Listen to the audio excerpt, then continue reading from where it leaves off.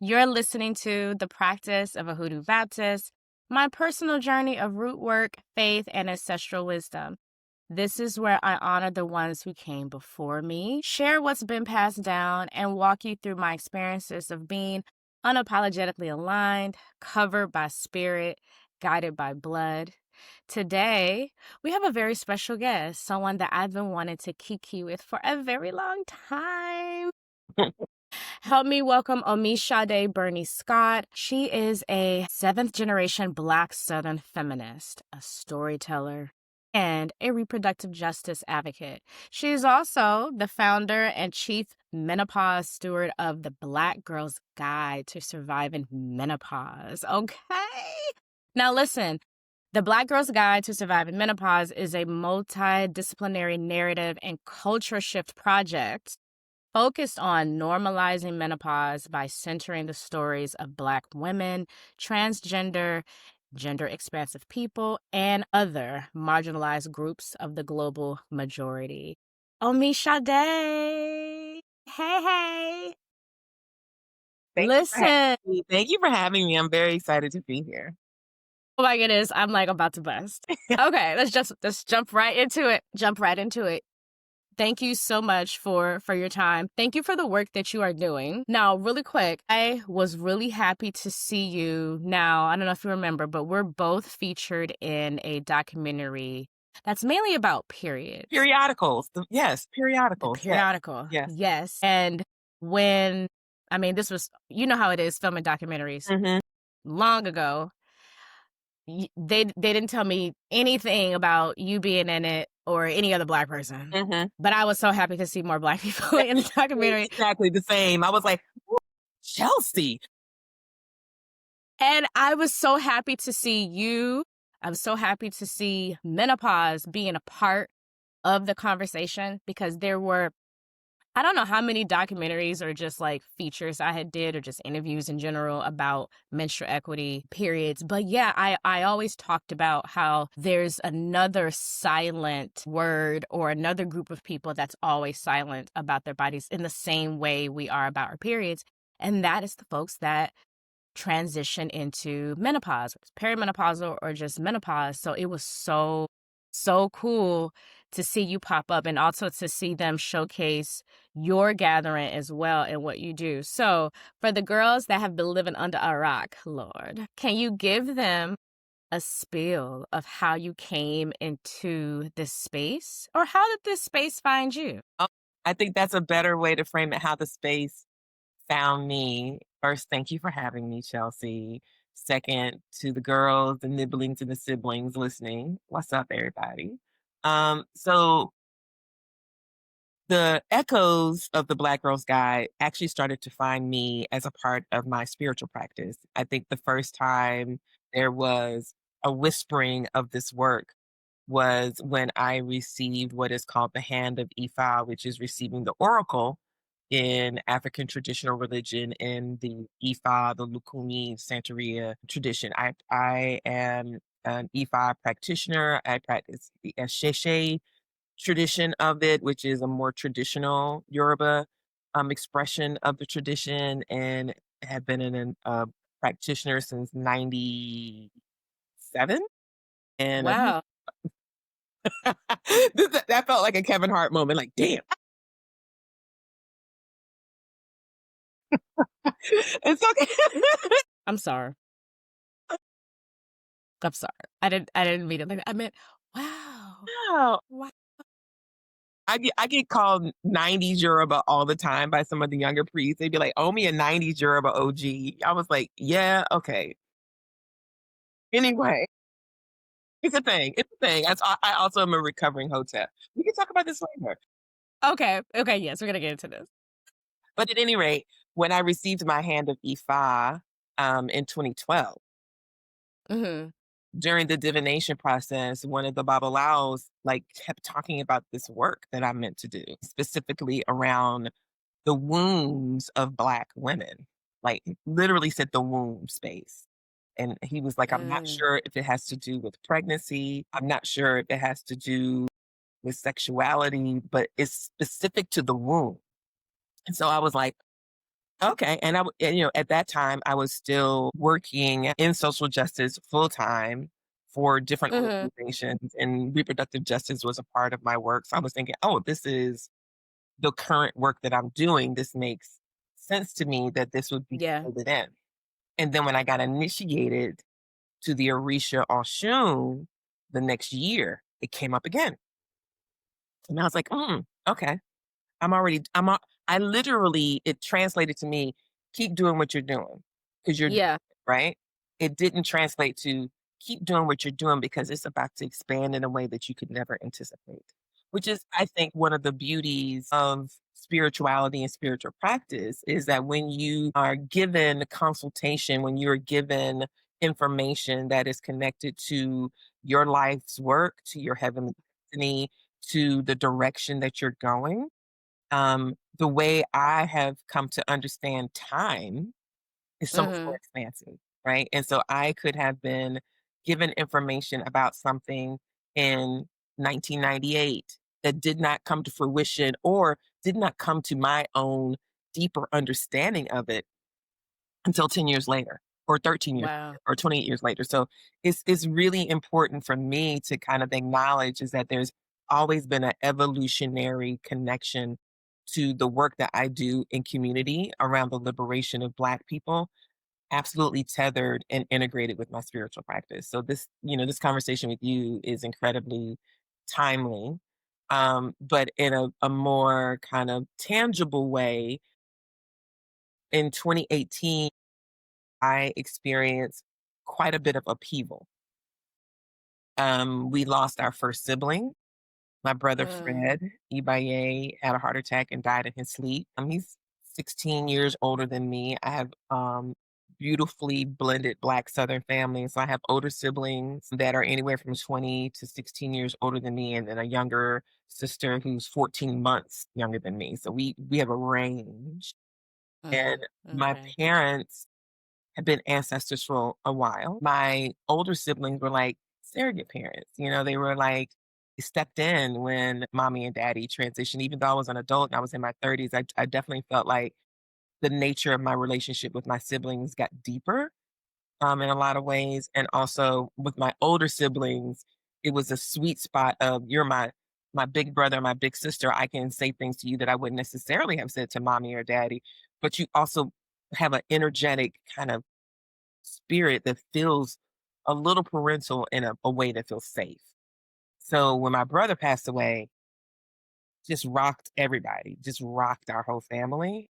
And I also felt very clear that mortality kind of sat on the bed with me and was like, you're going to die, right? So, like, are you doing the things that you really want to do? Are you in relationships with the people that you really want to be in relationships with? Are there things you need to shed about yourself or about the folk around you or about your work? Because it just was like a hard, hard mirror in my face. And then not too soon after that, and this definitely connects to the Orisha Oya, and I'll say more about that as we continue our conversation. Mhm. And then there was a hurricane because I live in North Carolina, and anybody who lives in these eastern states that are impacted by hurricanes, it was hurricane season. And in 2018, hurricane called Florence came to North Carolina and it sat over my hometown. Excuse me. It dropped what was called a 500-year flood on my hometown of New Bern, North Carolina, which meant that my eldest sister had to be boat evacuated. She lost everything. She had moved into one of our homesteads. My uncle, who had passed a few years before, left a house to my sister and was like, I need you to take care of this house so this can be gathering place for the family. It was a brick house. So it was a sturdy house.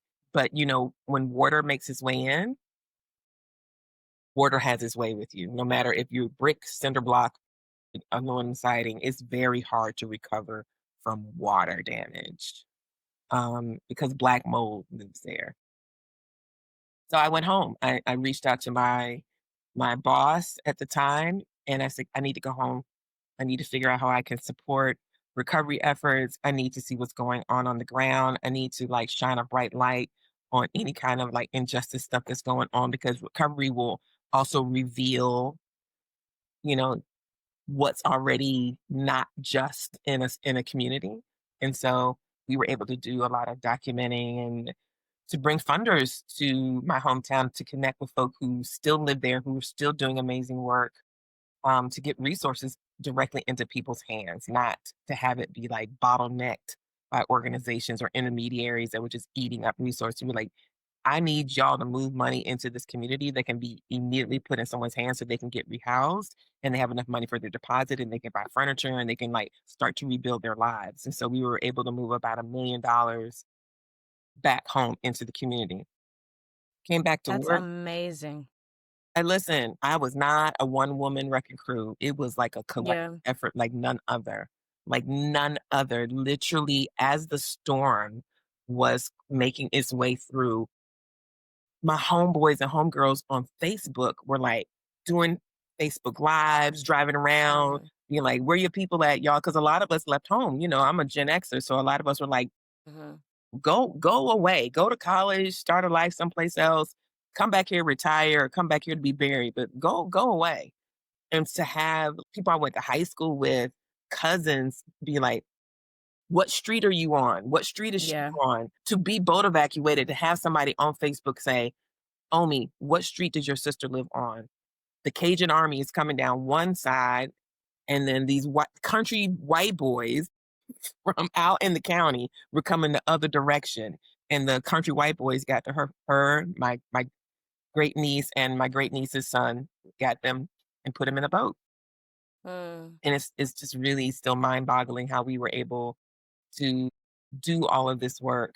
Um, and then coming back to work and being let go. And I think that I used to say I got fired, but I didn't. I got liberated. I was let go because that information I received when I received my hand of Ifa, the information that I received when I was initiated to Oshun needed to come to life. It was time. Like the timing was right. It was right. And if I was still tethered to another organization, the Black Girls Guide to Surviving Menopause would not have been born. The work that we've been able to do for the past 6 years would not Mhm. have come to fruition. I would still be doing what I have done for 30 years. It's just like grind it out inside of a social justice organization for the liberation of our people. Like that's what I've been doing. Boom, boom, boom. And they were like, yeah, you're still going to be focused on the liberation of our people, but you are going to be leading it. And I was like,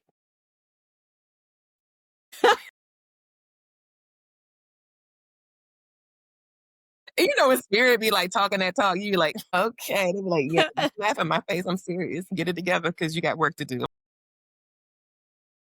And they made you listen. They did. They sat me down. They sat me down so hard, Chelsea, it hurt my feelings. Like, the way that it happened was irreparable for me for a while. It felt like they kind of blew up a bridge. They were like, "If we don't blow this bridge up, she's gonna try to go back." They Mm. made the bridge like they removed it. They were like, this is not a passable path for you. You cannot go back." Yeah. And I was very hurt by that because of the person that I was working with and also the organization I was working with. Full circle moment, after I was able to heal from the process, not the ultimate, like, outcome, but the process of being let go, and I was able to, like, really do what I needed to do, repair myself, that opened me up to being able to forgive the way that it happened and to have gratitude for the fact that it did happen because it needed to happen, right? So the way, I needed to forgive. That it happened itself, I needed to be grateful for because it was absolutely a catalytic experience that was very, very necessary. And been able to partner with this organization recently. They reached out and asked Black Girls Guide to come and speak at a gathering that they were having around Black infertility. And I was like, Wow. and I went to my mat. I don't freestyle in spiritual world. I went to my mat and I, sat with my ancestors and I sat with Orisha and I was like, can I, should I, is it fortuitous in a way that is held with good character and respect and light and healing? Proceed with this opportunity. And it was like the answer received was yes. Because sometimes you get a yes when you are making that inquiry or you're asking for guidance and support because a hard lesson will be present in that moment that doesn't feel so good. It might feel very complicated and challenging. And sometimes the yes is a soft return to a space. And I felt like this yes was a soft return. It was like, this was, you already experienced the hard part. You already felt upended and had heartbreak around this. You've done the work to heal yourself from this and to forgive the folk who were involved in that process. And so, yeah, it can be a soft return. Go ahead and do it. And so we did it, and it was great.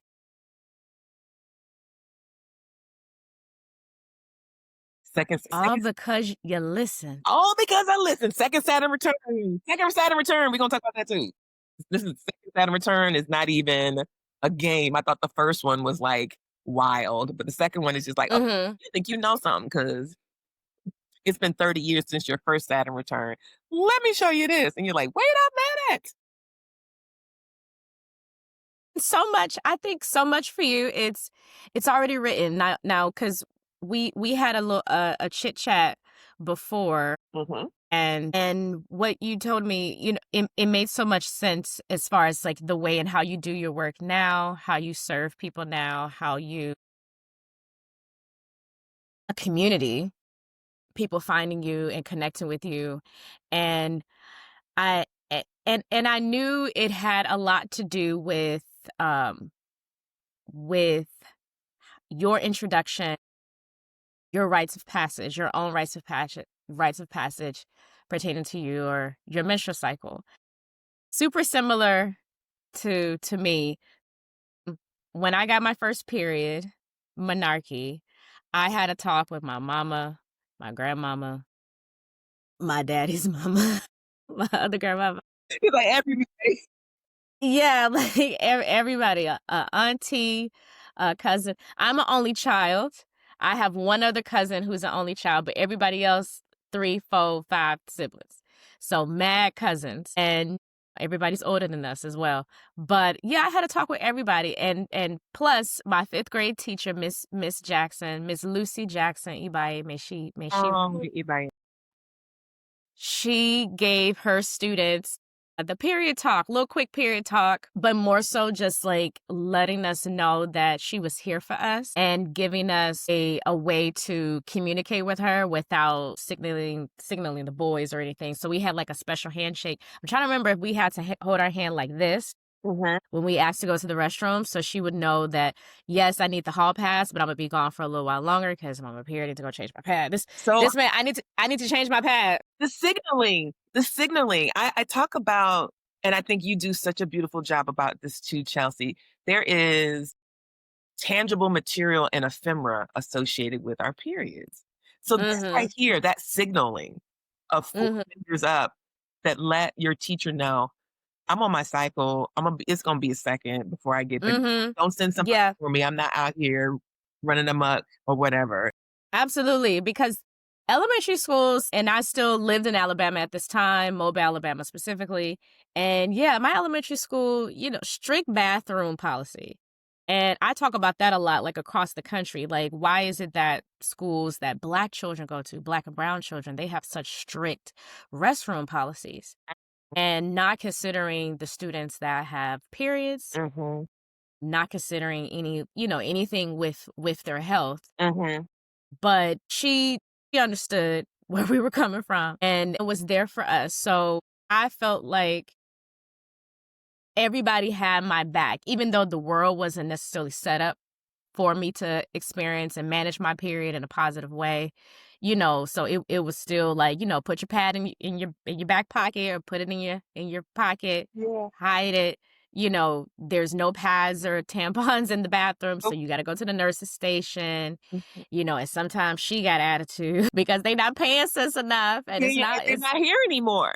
and now they're not here anymore. Yeah, a lot of schools, when they lose their funding, they become a Title I school for whatever reason. The nurse's station is one of the first things to go. And then now you have a custodian that's the one that ordering the pads, and that's usually a male. And that also makes it a little difficult for students to have access because they're not in the bathroom.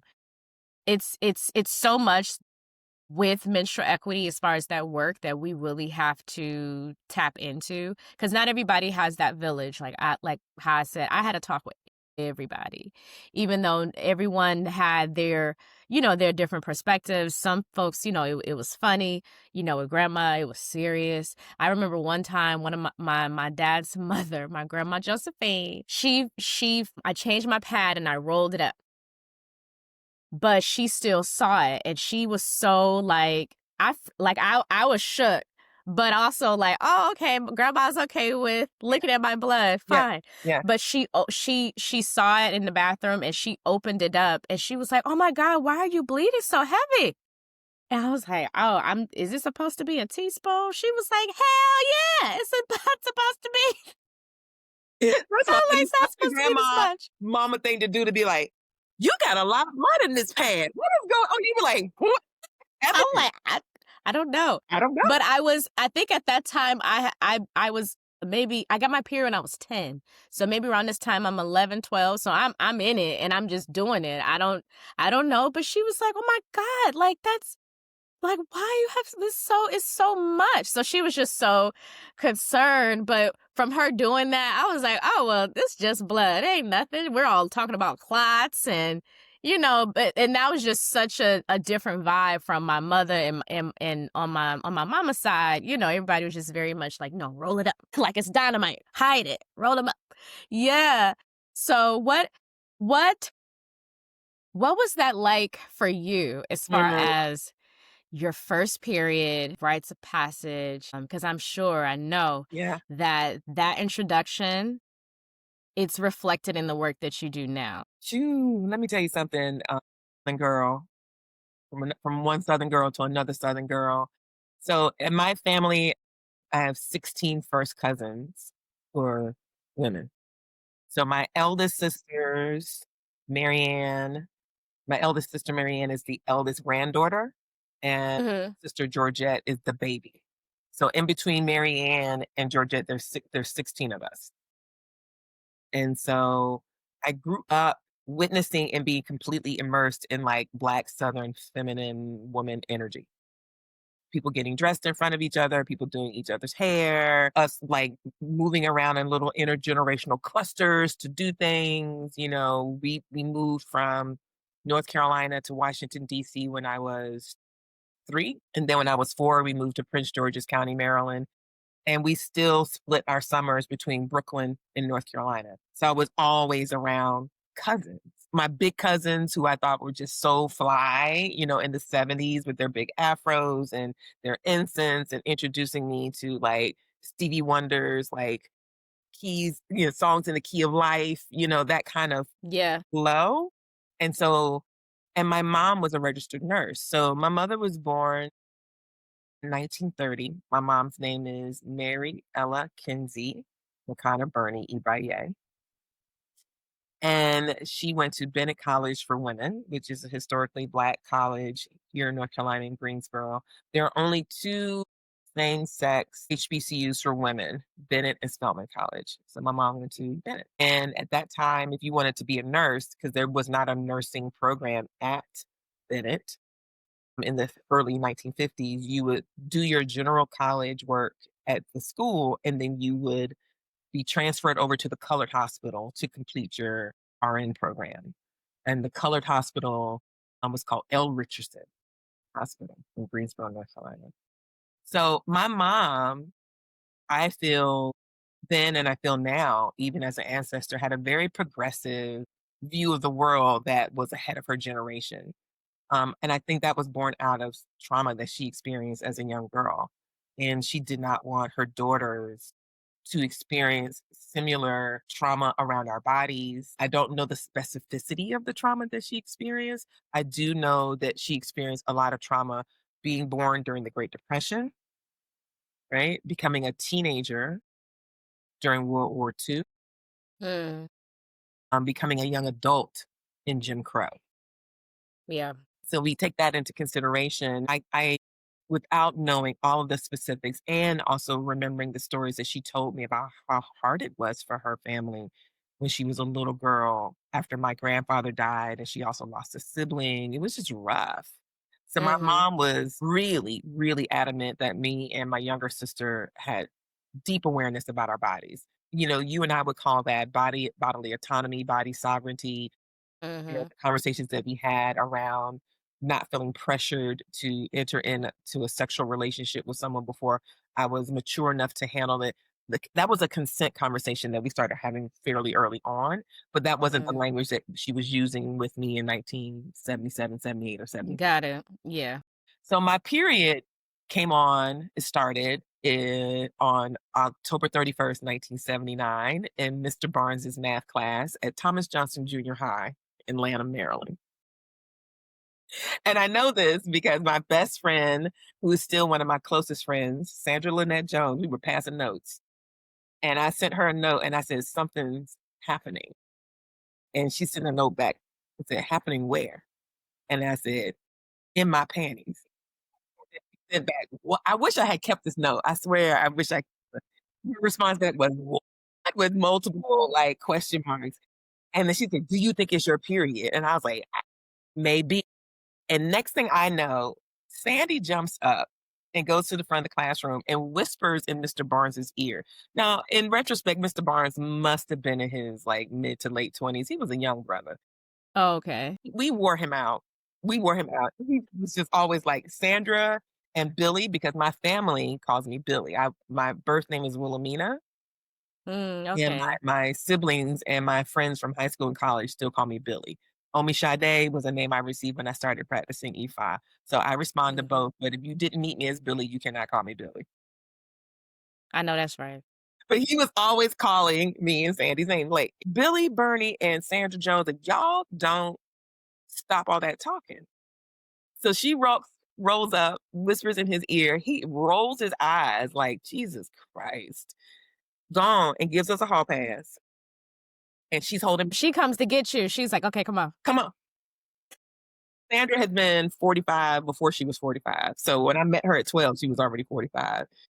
Grabs my hand and we're walking down the hall and I start to tear up a little bit because I'm like starting to feel the weight of what might be happening. And I've been obsessed about it happening for at least 2, 3 years. I had read Are You There, God Is Me, Margaret Got it. repeatedly. The year between fifth grade and seventh grade, I was always looking in my underwear, like, is what's going on? Is it I now? remember doing that too. Yeah. Is it now? Is it now? And so we get to the nurse's office and Sandy announces to the nurse, Billy has started her period and she needs a sanitary napkin. And the nurse looks at me and I'm definitely about to start crying at that point. And she says to Sandra, did you start your period? And Sandy said, no. She said, then you may wait outside. Mm. And so she looks at me. She said, are you okay? I said, yeah, I think so. She said, do you want to call your mom? I said, yes, please.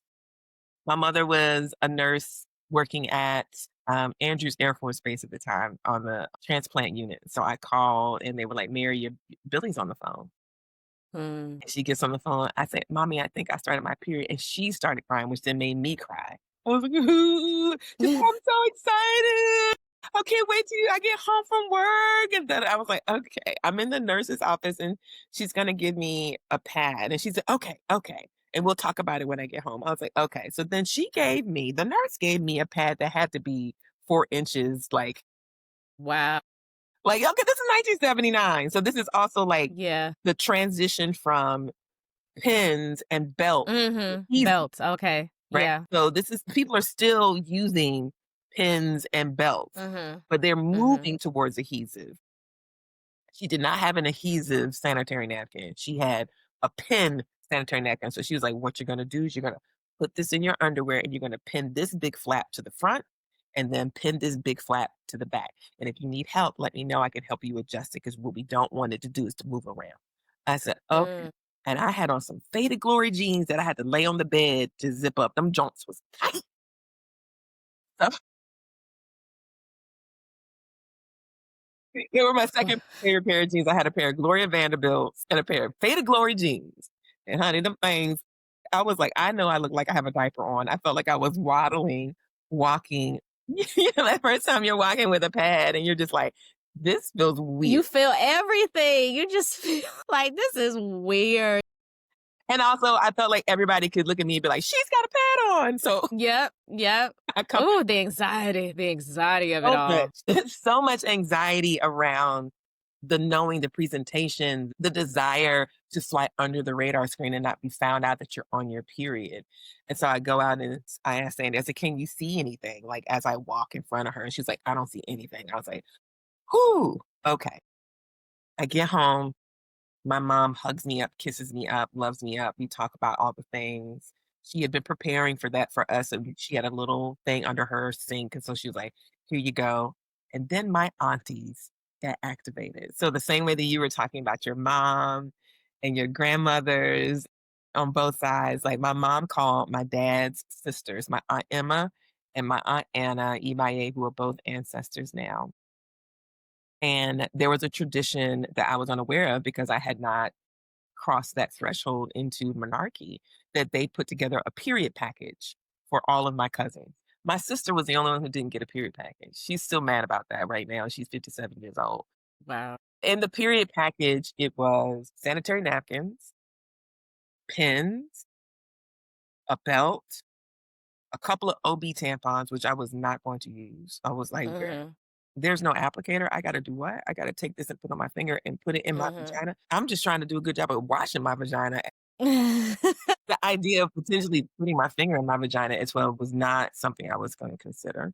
Yeah, Underwear. There understood. used to be these 7-day-a-week panties that had the days of the week in cursive embroidered on the panties. Adorable.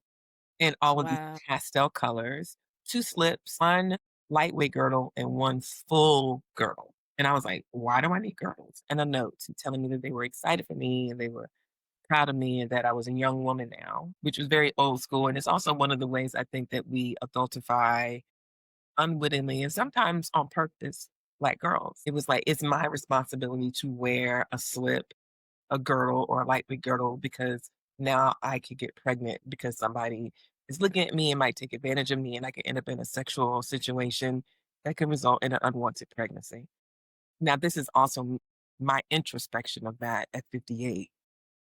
But at 12, I thought it was very sweet. And I still think it's Mhm, mhm. I do because at some point, a lot of us Black women, Black folks who get period, like, at some point, something happened where in the community that just was not happening yeah. as far as giving the period talk, giving gifts, prepping you Mhm.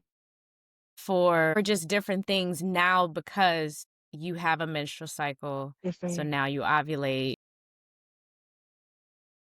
That and the stigma is still, like, hanging over us. Now, I will say, though, I do know now there are more parents, more people, more platforms and programs for Black children specifically, where they give the Black child Yeah. a period party, Yes. which I And I got to love that. attend one a couple of years ago. Really? Yes, locally, I have a friend here whose daughter was about to start her period, and she reached out to us as a community and was like, Satoya is about to start her period. When it starts, I would like to gather you all to Mhm. speak life over her, to encourage her. And it was so sweet. It was an intergenerational group of people. It was women from her family, it's also chosen family from our local community. And it was beautiful. It was super sweet, and I was like, "What a beautiful gift."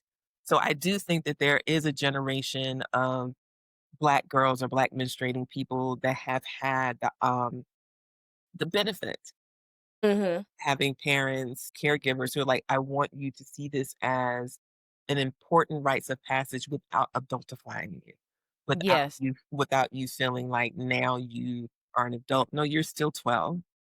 Yes, absolutely. Yeah, because I have definitely heard it before, like, "Now you're a woman. Stay away from boys." It's like Right, right. So there's still work to do. But I'm still 12. I'm still 12, and your work is so important, Chelsea, because it's like, I'm still 12. I'm still Mhm. 12, my frontal lobe is still wide open, I'm still, like, trying to figure things out, Yes. all the things, navigating peers, navigating friendships, navigating developing or blossoming sexuality or gender identities, all of Mhm. are coming online, and then you can receive all these messages about the fact that your period is dirty, is Yes. disgusting. You are at risk every single month of getting pregnant. What are you talking about? I'm not even like literally learn how to French kiss in 7th grade. Like, Okay. what do you mean I'm about to get pregnant? Like, I just kissed Michael. I just kissed Michael Devane like 2 seconds ago. He actually kissed three of us on the same day, and we were all foolish enough to let him kiss all three of us because he was. You can't go to the 7th grade without knowing how to French kiss. And we were like, he had game. He ran game on three of us, me, Valencia Page, and Tony Wilson. And we all sat there like, okay, that's what you do. Oh, that's what you do when you're 12. I wasn't thinking about having sex with Michael Devane. Absolutely, but no, Michael, you were a whore at 12. You are a whore. Absolutely not. He worked it out. He was just like, "What?" I was like, "I cannot believe we tease about that to this day. How did we all sit there in our neighborhood in Maryland on the curb waiting our turn to be taken behind the house to be kissed by Michael Devane is beyond me. Mm-mm. Beyond. Mm-mm. I'm telling, Michael, if you listening, big whore. Big Big whore. big whore. But it was a No, great but experience for me, honey. yeah, yeah, and that is just so beautiful, and I love to hear that because yeah, I think everyone needs to understand that some folks did not have a negative experience, and maybe even like yours, where it kind of it started off scary. Mhm. It started off like it was just anxiety, uncertainty. But when you went home and your inner circle, your family, your Yeah. community held it down, and that was such a great setup for you later in life to where, you're understanding your entire menstrual cycle all the way to you understanding or transitioning into another stage or another part of you, another a whole Journey. new being. That's right. You know what I mean? With menopause. I will say this, my mom made her transition when I was 31. Mm. My aunt Anna passed before that, and my aunt Emma passed when I was 48. So the conversations that I know I would have been able to have with these 3 women who I could talk to about anything, I feel their presence so strongly as we're doing this work with Black Girls Guide. We've even named our advisory committee after my mom. It's called Mary's Table, because I know that if she were alive, we would be having meetings in her house, and there would be food, and she would be sitting there, and she would have some things that she would want to offer, especially in retrospect of her menopause experience. So I didn't get the physical opportunity to talk about menopause with her. Mm. And I miss that. I miss that I didn't get to do that with her. Because I was just became a mom at 25, and my mother was there when my first son Shay was born, and I do feel very strongly like her presence with me with Shay those first 6 years of his life were essential to helping me find my own rhythm and way of mothering that Mhm. did not have to necessarily replicate some of the ways that I was parented by Black Southern parents. Yeah. And I get why they parented me the way they did, and I also know how I hold some of that in my body and didn't want that to be held by my boys.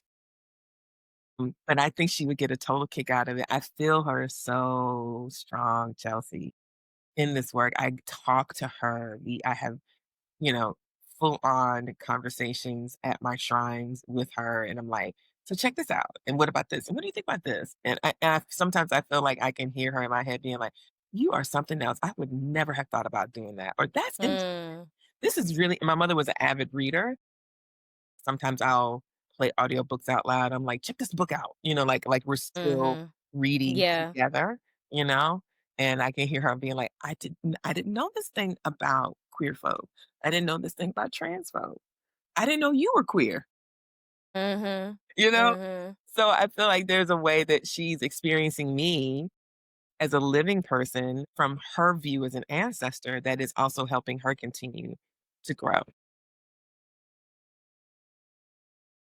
I'm blown away because it's so beautiful, and I do hear often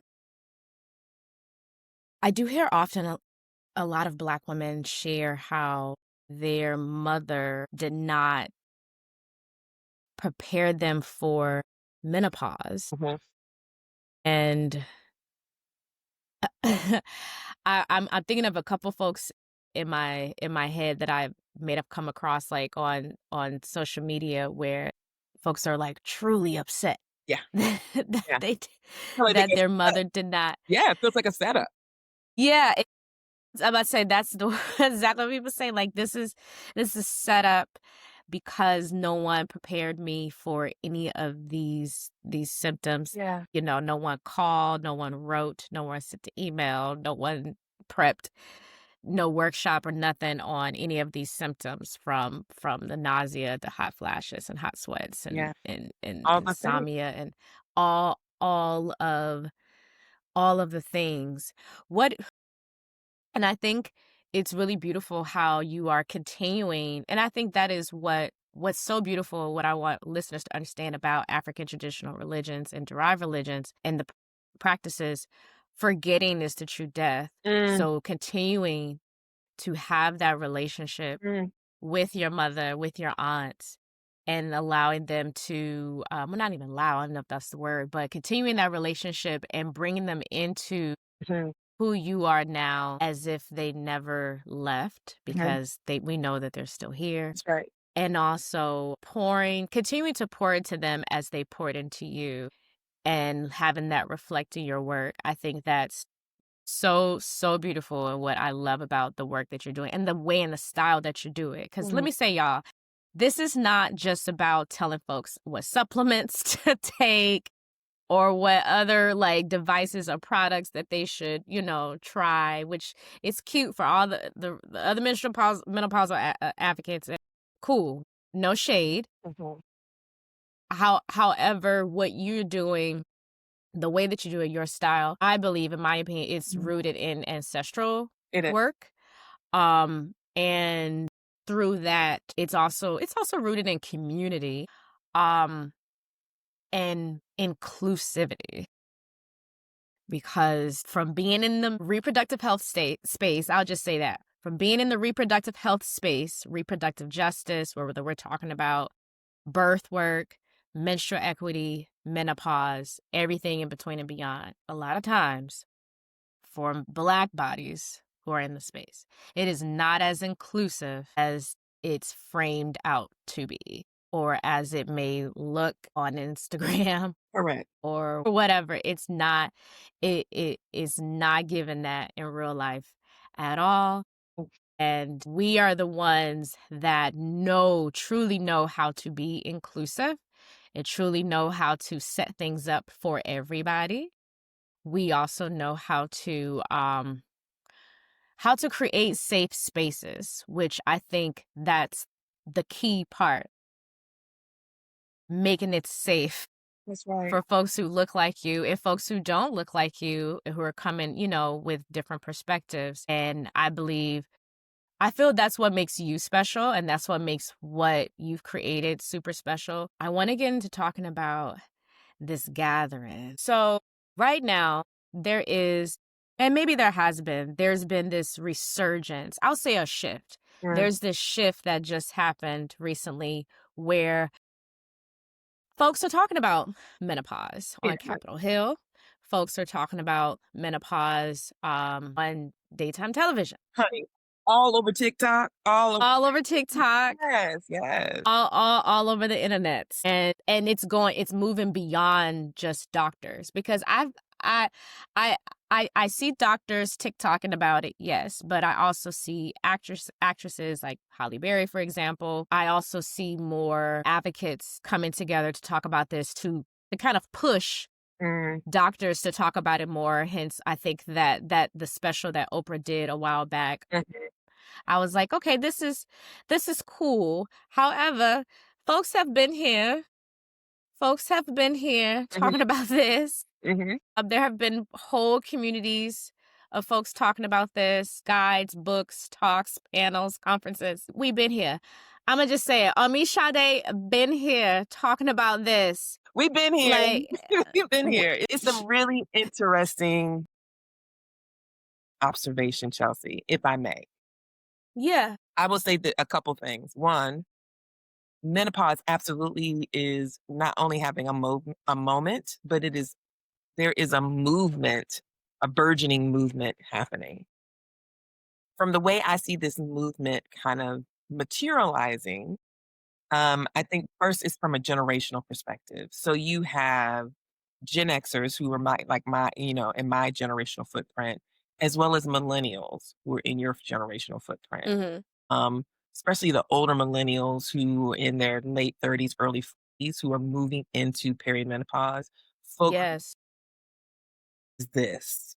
yeah, We are absolutely the two generations, Gen X and millennials, who toggle between analog and digital, right? We are the original like adaptable generations that move from an analog experience to a digital experience. And we also, I think, are the generations that would do research and the generations that we're inviting ourselves to our own deeper introspection and interrogation of our lives and our trauma and our lineage and our experiences. And so it makes sense to me that the first out the gate would be Gen Xers being like, what the hell is this? What? Wait a minute. okay. A minute. Wait a minute. Wait a minute. I will tell you the day I called my eldest sister, Mary Ann, because I don't know your listeners, and I don't know if there are going to be any video attached to this, but if there is, you can see that I have very white Yes, hair, yep. very white green. I love it. By the way. It is intense. Thank you. I look like both my parents. My mom had very silver hair. My dad had very white hair. So of all of the siblings, I got the like combination of both, and it's getting whiter by the day. But what you don't know is that as is above, so is below. And what I mean by that is everything goes gray. So I hit my eldest sister up and I was like, ma'am, were you not Mm. going to tell me that my pubic hair was going to go gray? And her response, which I think is a typical response that I hear from folk when we're talking about periods or we're talking about menstruation and we're talking about menopause, is like, well, I figured you would figure that out when it happened. Mm. And she said it in jest, but there's also like an underlying Black cultural thing there. It's like you cross that bridge when you get to it, Yeah, right? And I know that colloquialism is offered to us oftentimes inside of Black communities and Black Southern communities is to help you focus on where you are right now, right? Slow your roll, calm down. Don't be overly anxious about something that is not true yet. We'll cross that yeah, bridge when we get to it. I also think that there is a reboot or a reimagining of crossing a bridge when you get to it. And we're trying to illuminate the path so you know that you're actually getting closer to the bridge, right? yeah. Like, I don't think it's necessary to wait until you actually stumble upon the bridge to then cross over the bridge. I think that you should know there should be wayfinding signs. There should be like, the bridge is down here. Now, you might not find this bridge for another 10 years, but the bridge is in that direction. And here's some things you can anticipate along the way. And here's some provisions you might want to kind of gather to take with you as you make this journey. And then as you get closer to the bridge, you know the bridge is coming. You don't feel like, well, what the hell is this? You don't feel like you're not Okay. prepared for the bridge. You don't feel like you don't know how to cross the bridge because the bridge might be rickety, it might be raggedy. Yeah. Like, you got all that information before you got to the bridge. Whereas older generations was just like, we'll deal with it when we get there. And we will have to, in real time, figure it out as we're crossing it. And I know that there are some instances where we still have to do that. We're not afforded or don't have access to prior information so we could be as prepared as we possibly can be for whatever the given situation is. But if it is possible, for us to give you what you need years in advance and for it to be iterative. It's not like I'm a one and done where, I am a monk living on a mountain and you only get access to me one time and then you go off and you figure you got to retain what I said to you because I'm unavailable. Like, no, we are journey mates. We are journey mates. And I can be a place of safe harbor. I can be a refuge. Yeah. I can be a guide that you can phone a friend and be like, Okay. you can phone a friend and be like, yo, Omi, for real, I think that the bridge is closer than I thought it was. And then I can say to you, as someone who has been a cartographer of my own journey, well, what do you see right now? What do you look? Tell me, describe to me what you see. Uh-huh. Describe to me how you feel. Describe to me your emotional and mental state. Describe it. Because as a cartographer of my menstrual cycle, you know, I had a period for 34 years. That makes me a master cartographer of my experience. Not yours, but my Yeah. own. So I can say, well, this is what I experienced at that stage. I don't know if that's reflective of what you're telling me right now, but it sounds like you should definitely get more ready. How can I support you? Yeah. I have a couple of friends. One of my really good friends right now, today's actually her 40th birthday. Mhm. And a couple of weeks ago, she shared with me, literally called me, I answered the phone. I think I'm hitting menopause.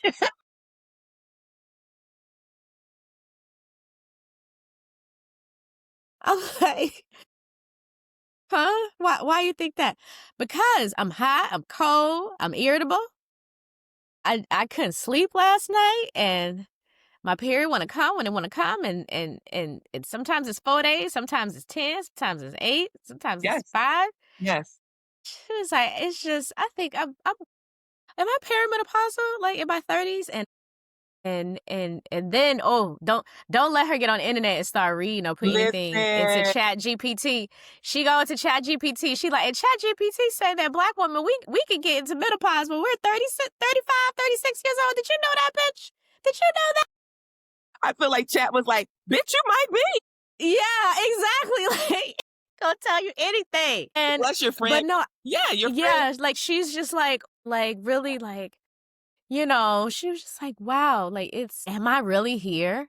And this is really, scary, I think, for a lot of us who are in our late 30s because, the stress level is crazy. And I don't think that's talked about enough. Right, right.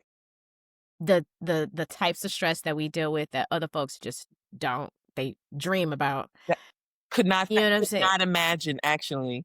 Yeah. Unimaginable for them. They can't even dream about it because it's unimaginable Yeah. for Yeah, them. you're right. And I think that that's a really important thing for you to hold, for your friends to hold, for folk who are listening to this who are in their 30s and be like, I don't know if this is a conversation that is real for me yet. And like, it may not be real for you yet. But beloved, be clear. If you were Mhm. the uterus and ovaries, it will become more real for you in a minute. And I do Mhm. think that the way that we have experienced stress in this country as Black people, as Black women, femmes, genderqueer trans folk, like, you cannot disaggregate that stress of white supremacy culture, patriarchy, misogyny, Mhm. misogynoir, Yeah. classism, colorism, respectability politics, heteronormativity, homophobia, like all of that is like a Gordian knot around a lot of people in our community. And so then when Right. you you're walking closer into the portal that is perimenopause because on the end of that is menopause. Like the long game, excuse me, that so many people are elevating is that they're actually perimenopause. Yeah. And so to be able to walk into that liminal space, grounded and tethered and supported and witness, we like just at a real basic level to be witnessed. Witnessing is such a core part of like Black church. Can I get a witness? Talk about it. Yeah. Right? I remember one time I took my little boyfriend home from college. I was so in love. It was my senior year in college. I was like, "You wanna come home with me for spring break?" And he was like, "Yeah." My mom was like, "He can come, but, you gotta go, we're going to church on Sunday." And he was like, I'm ready." He got introduced himself to the church. He was like, "Church, it is an honor to be here this morning. I wanna give honor and praise to my church home." He was like 20 years old. He did the whole thing. He gave love to my mama. "Thank you, Miss Mary Burney, for allowing me to be here with y'all." He said, "But I gotta witness. I gotta say something." He gave testimony. He's Wow. testimony. And the number of older Black folk who came up to us after church before we went to eat, that boy, he's got a gift. It was an honor to witness him. They were so excited, and he was just Yeah. grinning from ear to ear. The power of witnessing is such a cultural thing. Mhm. Whether you're a spiritual person or not, whether you have a spiritual practice or not, whether you're a religious person or not, witnessing is such a core part, I think, of Black culture. To be Yeah. witnessed, to engage in the practice of witnessing and to be witnessed. Mhm.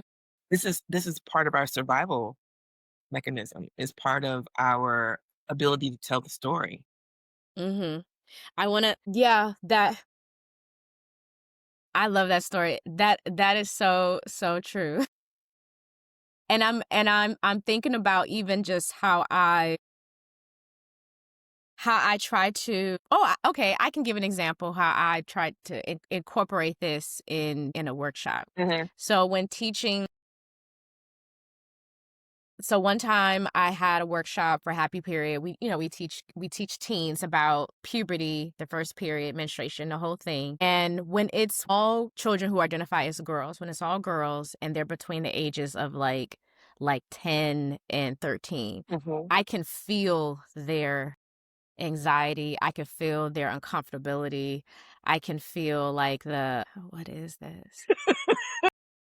I can feel it. I also can feel the fear, just like so to when I started like learning like how to identify that and really feeling that, I was like, okay, I want to try different things and make it so pull a little bit of the Black spirituality church experience Mhm. into the workshop without bringing up Sure, God or Jesus sure, or anything. sure. So one time I had a workshop with the kids and their parents. So the mamas was there. And I'm explaining to them that your period can just start at any age. And they could not understand. They were like, "What?"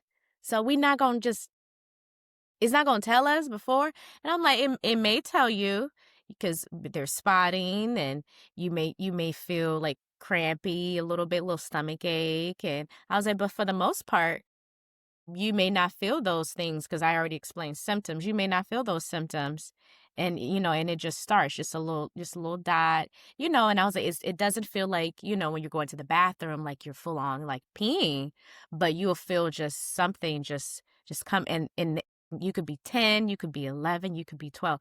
So I gave my testimony of my first period, the conversations I had, how my mother, I already explained what a pad was. And I told him about my first bath. Like I gave myself a bath and, I was just comfortable with it. And that was also my way of explaining how it's okay to look at yourself. Yes, Look at yourself when you're in the bathroom. Look at yourself where, you're in the tub, you're washing, you're cleaning.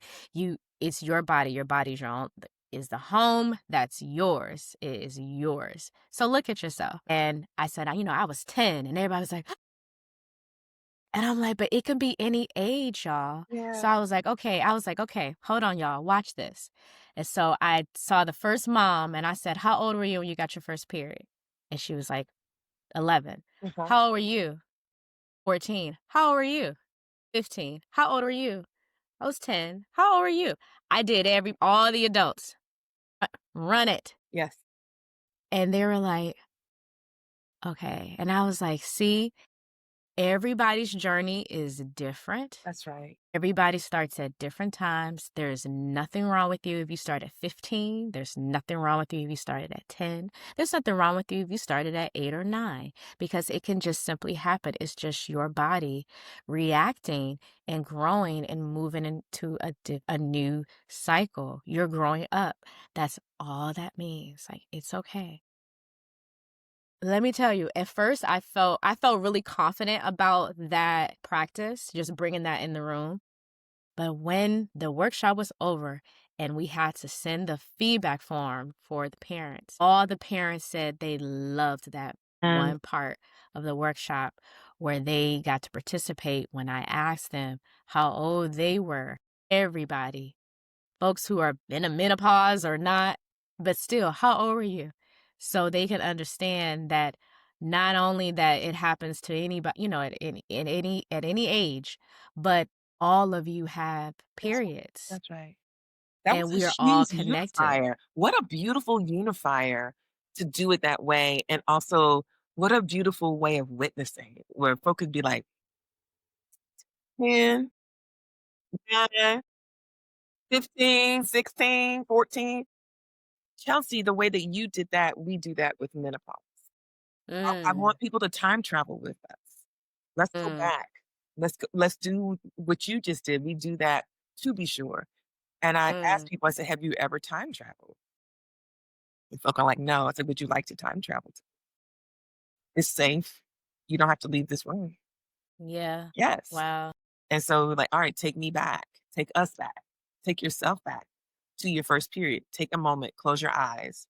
If you can remember the date, if you can remember where you were, if you can remember how you felt, if you can remember if you felt prepared, if you can remember what you felt emotionally, if you Mhm. ever feels comfortable, witness, give a Yeah. testimony, tell us Yeah. about it." Because I do think that story is one of our most powerful tools Absolutely. to change, right? It is the most Absolutely. powerful tool to change. Witness, like the way that we have been witnessing and are being asked to witness what is happening in Palestine, what is happening in Sudan, what is happening in Mhm. Congo, what is happening in Washington, DC, what is happening in Los Angeles, what is happening in Florida. We are being asked to witness and to share what we've witnessed because stories disrupt systems. Stories disrupt a larger narrative that's a lie. Our Mhm. stories are disruptors. Yeah. So you invited these parents in to disrupt a narrative that these younger girls had that there's something wrong with me if I've already started my period and I'm 10 or 11, or there's something wrong with me that I haven't started my period and I might be going on 14 or 15. That was a disruption of a harmful, limiting narrative about right sizing rightness. Like there's a right way to start your period. And the same thing holds for menopause. There is no right way to enter into peri. There just isn't. The moment that I think what also makes it special is like the moment that someone actually has the space to talk about something that they've never talked about. I love that. That's my favorite part. Me too. I'm just like, oh, I can see, you can almost see it, right? You can feel it bubbling. Yes, And they're you like, see it. ooh, they're like, I'm They just about to come say out. something I haven't said out loud. I'm about to say something Yeah. I haven't said out loud. And so that safe environment that you create for people, I also think I like to say that it's a safe environment and it's also a courageous environment because you Mm. create the safe container for folk to be courageous, to be like, I Ashe. got a testimony. I got something I want to say. Period. I'm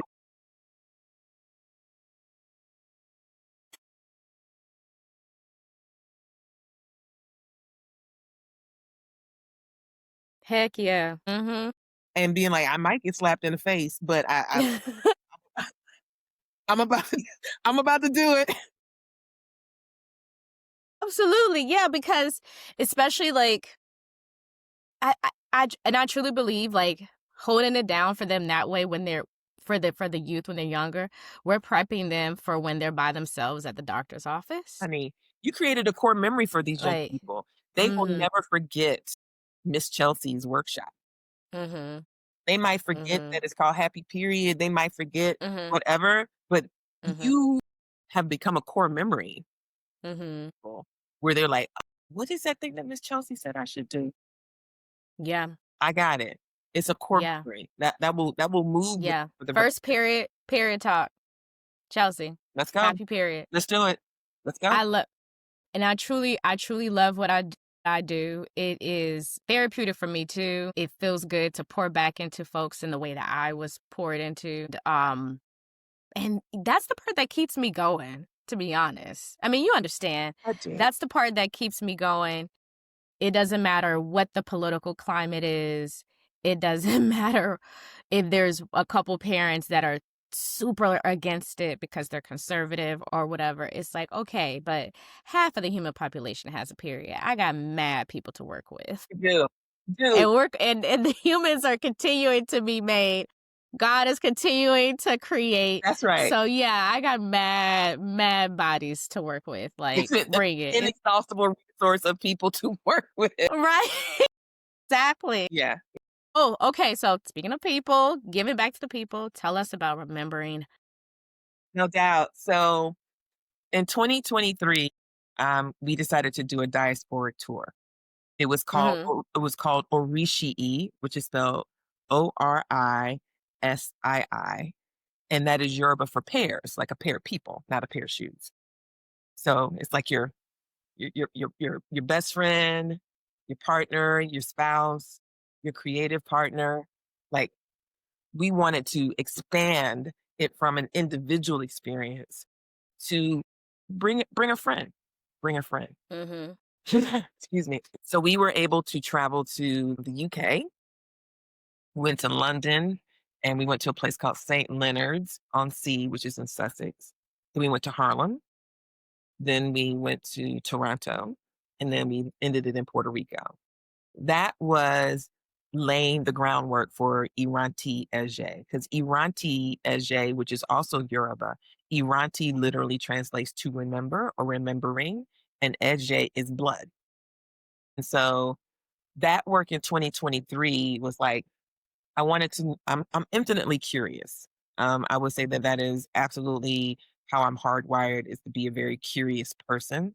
So I was curious about, well, diasporically, if I can't get to the continent or to the Caribbean, where are places where Black folk who are very close to the continent and their experience of being a continental African or their experience of being a Caribbean Black person, where else does that exist? The UK, Yeah. strong, deep African Caribbean populations, and Canada, strong, deep Caribbean populations. And, so I was like, cool, then we'll do this for now. We had conversations with people who are like you and I, who are already embedded in the reproductive health, reproductive justice Hmm. framework, who've been doing trainings, whether they're doctors, advocates, trainers, writers. And I wanted to hear from them, like, look, well, what's this work like for you? Like, how are you doing this work? How are you being supported in this work? How are you being invested as a Black person doing this work who may also be in the thick of your menopause journey? Like, what does that look like? So that was the first thing we wanted to do. So that peer learning was very important. And then the second one was the Orishi dinner. And so we would partner with Black restaurants. We would do a buyout of these Black restaurants because, Black Southern folk, we got to feed you well. Okay. We want to feed you so well that you are like looking for a couch to go to. Lay down. Okay. Listen, baby, I'm gonna feed you so well. I'm not saying I'm cooking because I don't like to cook anymore.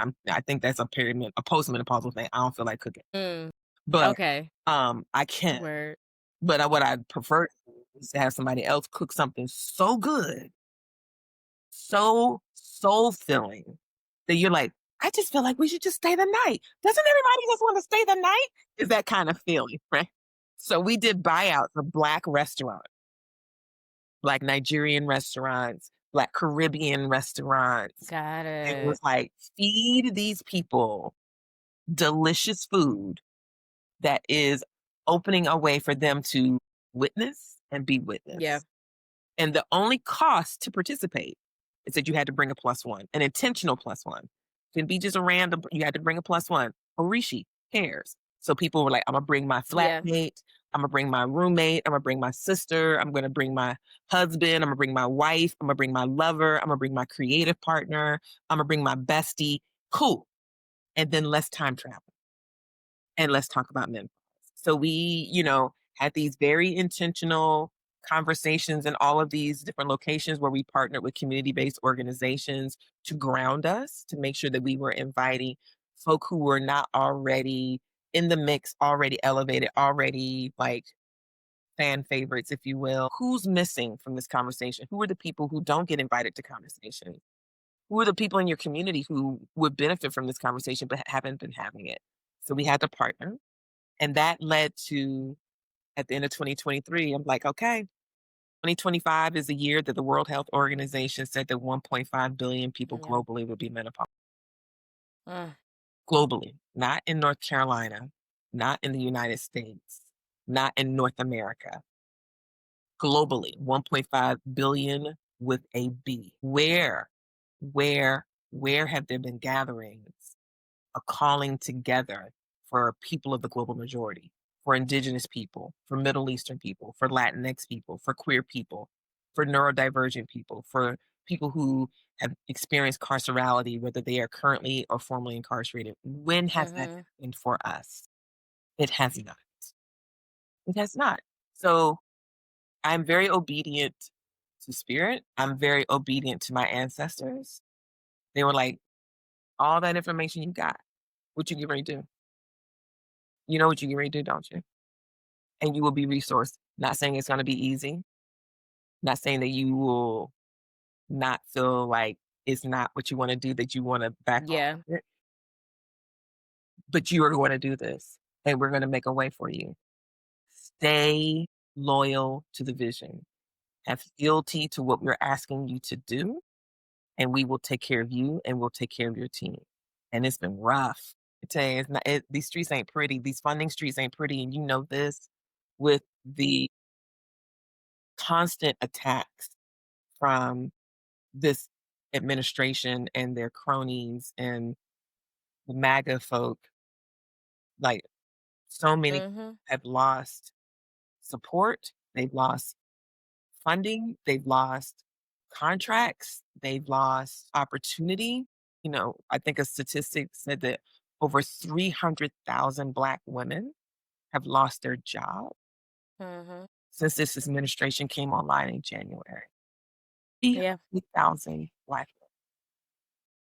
And so I don't feel special in any particular way that has been Mhm. for us in terms of resource development. I, however, do feel very, very um, defiant. I feel very defiant. I know that this is a hard time. I get frustrated. I cry. I've cussed and had crash outs like style crash outs. I'm like, oh, this a crash out feels like you about to be 30 years old again. What you about to do? Do? But my 58-year-old self is like, crash out, get it out your body, and Release.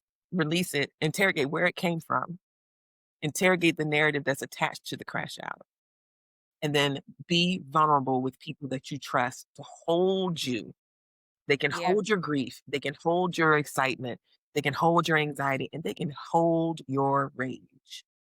And I absolutely have experienced that as we prepare for October to bring together this conference. You know, you're going to be there making a beautiful offering for people who are still menstruating. That's so Mhm. important. Like people who are still in the midst of their journey and their relationship with their menstrual cycle, but who also want to be prepared for the bridge. Yeah. You're going to hold space for them in the red tent, doing ritual. So That's excited. I'm so so exciting, Chelsea. excited. And I'm so excited. girl, every time we say the red tent to folk, they go, oh, what?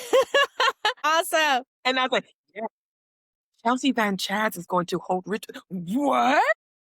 People's eyes like bug out. They were like, oh, is this what you mean that this is intergenerational? Yes, baby. Yeah. It has to be intergenerational to disrupt.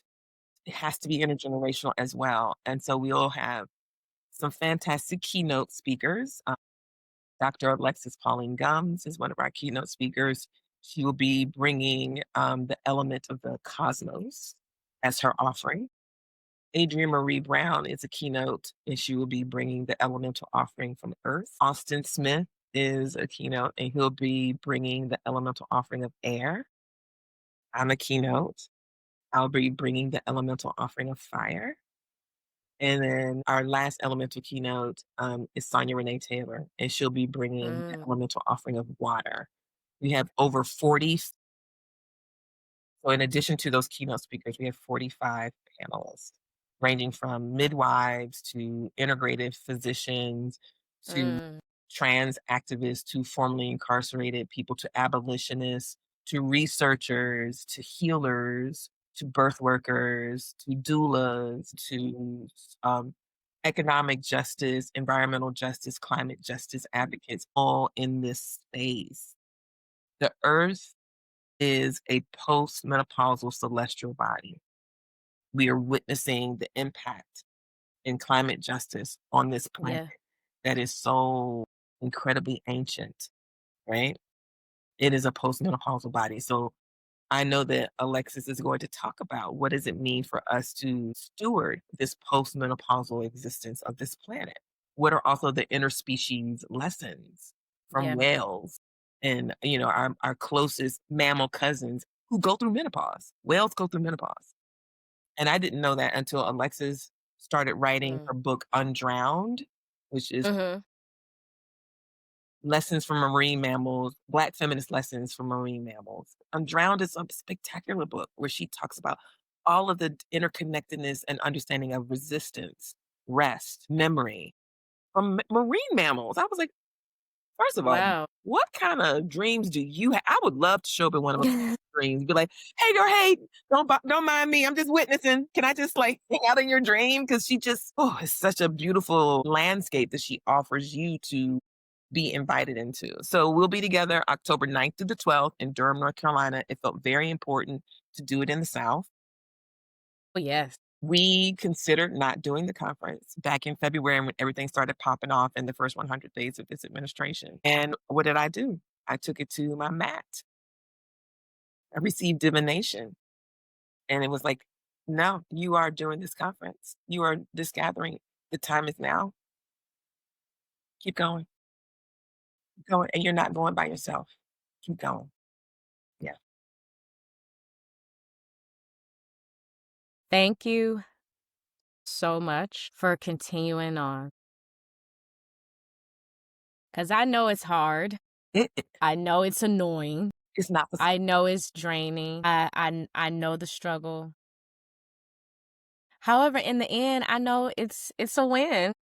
it is a win. It is a win. And you will see, I think, and I know that other folk will see that every bit of what lives inside of me as a Black Southern woman, Black Southern church culture, even though I'm no longer a Christian, but I love Black Southern church culture. I Mhm. adore it. I love funerals. I love the pageantry of Black Southern funerals. I love Black Southern, not undertakers. What am I gonna say? Funeral homes. Mhm. I love it because every funeral home has their thing.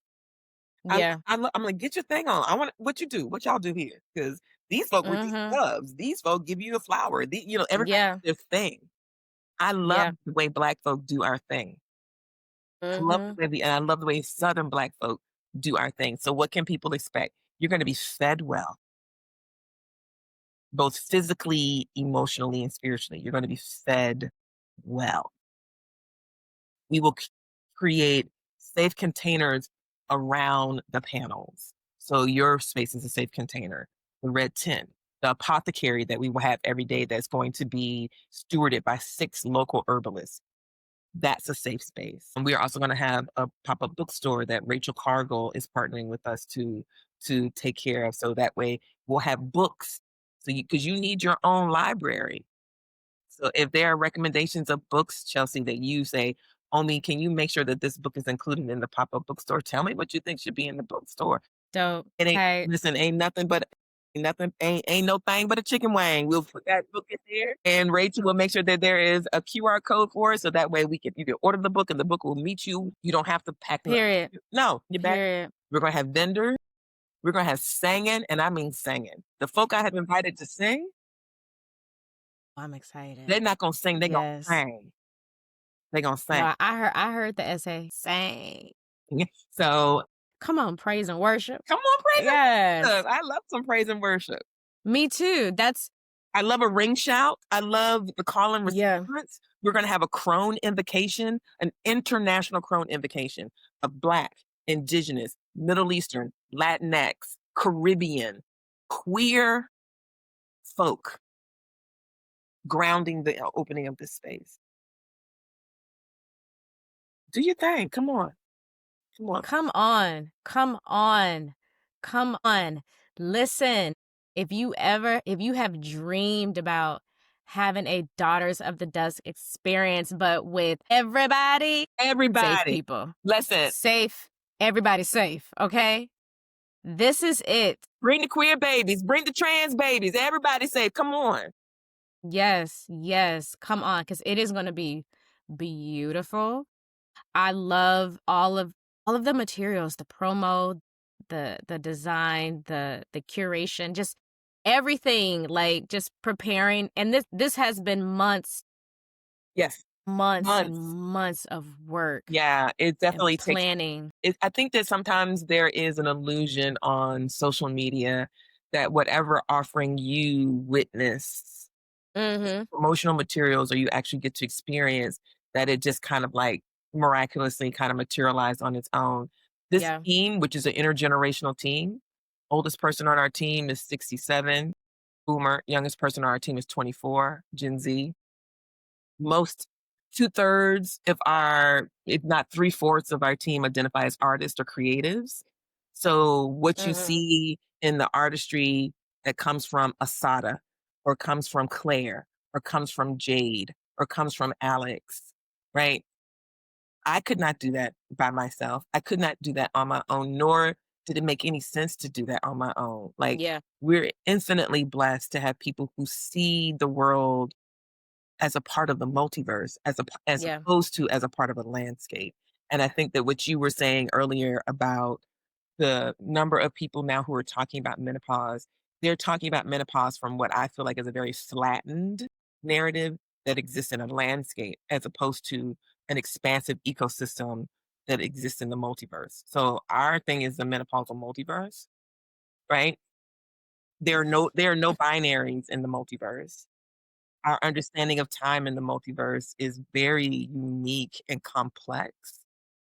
We can hold both the joy and the sorrow that comes to bear of going through a life transition, the disenfranchised grief that you might experience of, I don't want to have a period no more. And now I don't have Yeah. a period anymore. That I don't know how I feel about that. The both andness of that is so important to be able to hold for people. And the multiverse can hold that. There are no barriers to holding that. And so that's what we're gonna do. That's what we gonna do. And listen, like Omisade said, I will be there holding In it Libra down. season, in Libra season. In Libra season during Hoodoo Heritage Month as well. It's Talk about so aligned. talk It's about it. right on time. Talk about it. It's perfect. I will be there holding it down for the red tent. The red tent is going to be a sacred space paying homage to my indigenous ancestors. Shout out to all my descendants of Creek freedmen. We had a win earlier this summer. All of my indigenous and Black folk who are still holding it down in the South, we're gonna pay homage to our folks who kept traditions off the reservations after the Trail of Tears by having a red tent, specifically for those who have a period, have had a period, definitely for those who have issues with their period, whether they have fibroids, PCOS, endometriosis, menorrhagia, Which dysmenorrhea. is a huge There's thing. And I do think that huge. people don't associate those realities with also going into early menopause. Like there Absolutely. is a huge disconnect and confusion for folks Mm-hmm. who may be going through any of these things and be like, wait a minute. So am I like being fast tracked into menopause by Mm-hmm. way of this reality, this diagnosis? Mm-hmm. Yeah. Absolutely. Yeah. And it's gonna be a space for folks to rest and chill out, but also a space for folks to have these conversations to share insight and also just release as well. So even if you are having issues with or in transition, like not sure if this is fibroids, this is PCOS, this will be a space to talk about it. We'll also have space to for some education because we're going to have an apothecary on site. So maybe folks need to know, what can I do when I'm not at the doctor's office, when I'm back at home? That's right. How do I deal with this naturally? Because birth control has been thrown in my face my Mhm. entire life, and I want to be able to figure out, what did my ancestors do? What my grandma and them did? What did the Why they midwife ain't deal do? with none of this? The midwife Okay. do. That's why we are gonna have 2 midwives Mhm. on a panel. We're gonna have Tina Brima, who is the Nice. owner of a local midwifery birthing center here called Aya Wellness, and then a person who's a veteran midwife, Anna Sangoma, in the South African indigenous tradition named Rasha Lawler, Mhm. Mhm. also works with queer families, and they both were Okay. midwives, have always held space for menopausal people. Okay. Oftentimes Yeah, I'm that kinda excited. comes online as a postpartum experience, especially like Rasha shared with me the other day that they had a client who had their last Mhm. baby at 50, Wow. and part of their postpartum care for this person who was having their last child at 50 was supporting their menopause journey. So, the midwives coming from a deep, deep tradition of the granny midwives. You Yes, can't talk tell about me it. that a granny midwife could tell you to take fenugreek to be able to increase your milk flow when you were breastfeeding or chest feeding, and Mhm. they couldn't tell you about black cohosh or wild yam Yeah. or oat straw to support you as a menopausal person. That feels impossible to me, actually. Mhm. It feels like a lie Mhm. we've been told. And so we're going Yeah. to debunk the lies and elevate the truth and reanimate some connective tissue for folk to these places so that way you get to make a choice of what makes the most sense for you, what works for Yes. you, Mhm. what you need. And just thank you so much Thank you for again having for thank you for being here, the work that you're doing. I see you. I'm grateful for you. I feel like I'm in such great hands for when my time comes, me. and preparing, just the preparation. Like, I'm excited to attend the Mhm. conference, gathering, retreat, Yes, home. yes. I'm like, it's such, Reunion. yeah, I was gonna say family reunion. It's gonna have that feeling. Yeah, I'm just, it's like nothing that I've attended or been a part of before. Sure. And yeah, and I've done some interesting retreats where Sure people you can be nude. People can walk around nude. Somebody's doing a ring shout. Somebody is holding it down doing a psychedelic. Yeah, I ain't tapped in a whole bunch of listen, shit. I'm here for and But shout out to Chantrell P. Lewis, Buku yes, Hoodoo, and the Buku Hoodoo Fest because I feel like Chantrell, I call her my little cousin. It was too funny. Chantrell thought we were the same age, and I was like, "Girl, I am 10 years older than you." And she was like, "Ah, what?" So now she likes to be like, "Imma ask my elder Omi if I," said, "Shut up."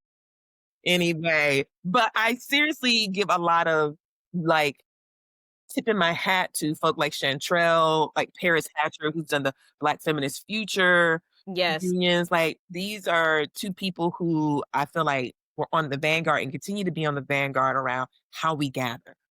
Mhm. How do we gather? The Mhm. way we gather. And the way that Yes. we gather that is grounded in Black culture, is grounded in Africanisms, that's grounded in Yes. spirituality, that's grounded. Like how we gather is so important. Yes. As it's as important as what the message is for the gathering, because if the container for the message is filthy, Mhm. or if it's mean spirited, or if Mhm. it's cold, if it's dehumanizing, then you just casted your pearls amongst swine. You just jacked yourself up. You set yourself up. Yeah. Yeah. When it's anti-black, I'm out. I don't care what you talking about. Right. Yeah. I'm out. Have the day you I'm deserve. out. I'm out. Yeah. Omisade. Shall see. Thank you. Mhm. Thank you. Thank you. This has been enlightening. This has been fulfilling and therapeutic. Mhm. Me too. For me too. I It appreciate truly has. it. Mhm. And I'm so grateful for you. And I can't wait to see you. I can't wait to hug your neck. I can't wait to hug your neck. Yes. You know, we be keeping people. You gonna be like, damn it, am I about to move to Durham? I'm just gonna warn you right now. There's really beautiful, sweet, fun, awesome people in Durham. You'd be like, you know what? I am not My God. moving up from Los Angeles to Durham, North Carolina. Leave me alone. But I'm gonna just say right now, as I sip this good Durham water, I just want to let you know.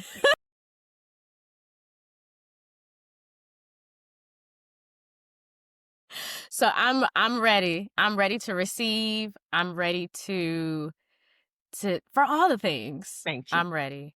Yes, I appreciate you and I can't wait to see you. Thank you again. All right, y'all. You've been listening to The Practice of a Hoodoo Baptist. This was a special one. I hope you enjoyed it. I hope it filled you up because it definitely filled me up. Until next time, love y'all.